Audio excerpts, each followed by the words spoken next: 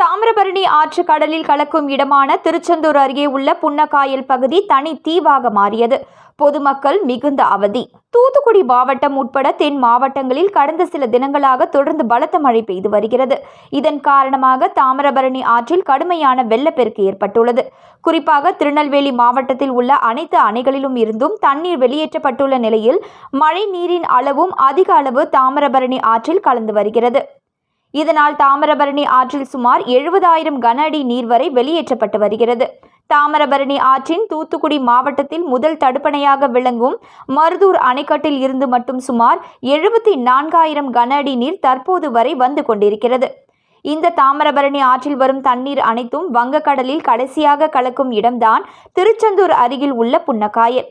இந்த புன்னக்காயல் பகுதியில் சுமார் 1000க்கும் மேற்பட்ட வீடுகள் உள்ளது.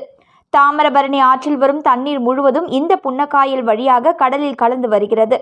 தாமிரபரணியில் தண்ணீர் அதிகமாக வருவதால் புன்னக்காயல் ஊருக்குள் இந்த மழை வெள்ள நீர் புகுந்துள்ளது. இதனால் வீடுகளுக்குள் இருந்த பொதுமக்கள் தங்களது உடைமைகளையும் பாத்திரங்களையும் எடுத்துக்கொண்டு குழந்தைகளுடன் வீட்டை விட்டு வெளியேறி வருகின்றனர். இந்த தண்ணீர் கலக்கும் இடத்தில் உள்ள பெரும்பாலான வீடுகள் தற்போது தாமிரபரணி ஆற்றில் வந்து கொண்டிருக்கும் வெள்ள நீரால் சூழ்ந்துள்ளது. இதனால் சுமார் 100க்கும் மேற்பட்ட வீடுகளை இந்த மழை நீர் சூழ்ந்து காணப்படுவதால் அந்த பகுதி மக்கள் பாதுகாப்பான இடங்களுக்கு கொண்டு செல்ல நடவடிக்கை மேற்கொள்ளப்பட்டு வருகின்றது. வெள்ளம் அதிக அளவு வந்து கொண்டிருக்கின்ற காரணத்தினால் புன்னக்காயல் பகுதி தனி தீவாக மாறி வருகிறது.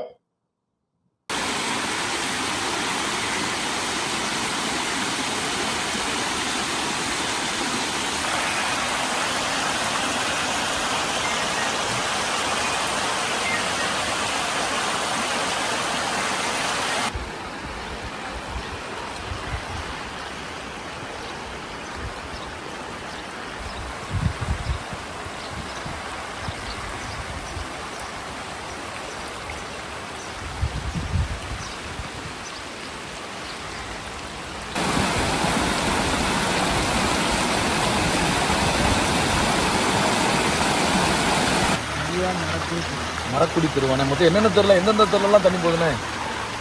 நடந்து வரும். நான் வீட்டை போய் தீவுக்குள்ள இருக்கிற மாதிரி 3 வருஷம்